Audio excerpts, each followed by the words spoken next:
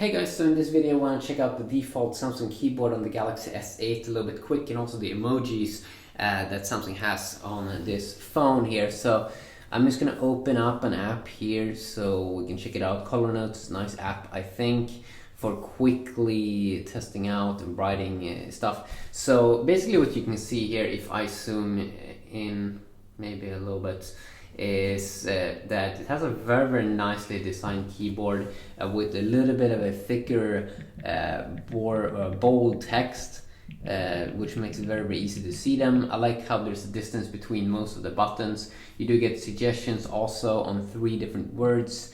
If you tap here, you have modern updated emojis. Some emojis Samsung did update recently here. For example, this one is updated, this one is new. And let's see, can I see any more news one here? Many of them are older ones that Samsung has been using on previous versions. They don't use the stock Android version of emojis, so I do enjoy that. I really do enjoy Samsung's emojis, and also Apple's emojis. Yeah, Apple's emojis is pretty boring, but it is nice. Let's see how it looks also when you are writing.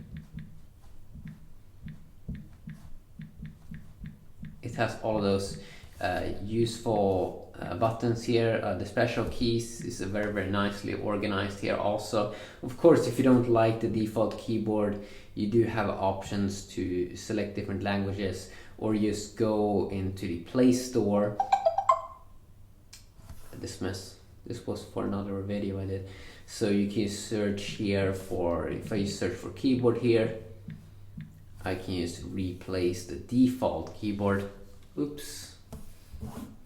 So there's so many keyboard these days. Here's a GIF keyboard if you use GIFs a lot, which is a little bit random. Go keyboard, another popular keyboard for more interesting emojis. Google also has their own keyboard for quick swipe functionality.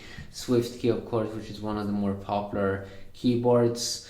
So there is a lot of opportunity there for if you don't like the default one, but I think most people are going to enjoy Samsung's default one, so that is very nice. So quick video checking that out.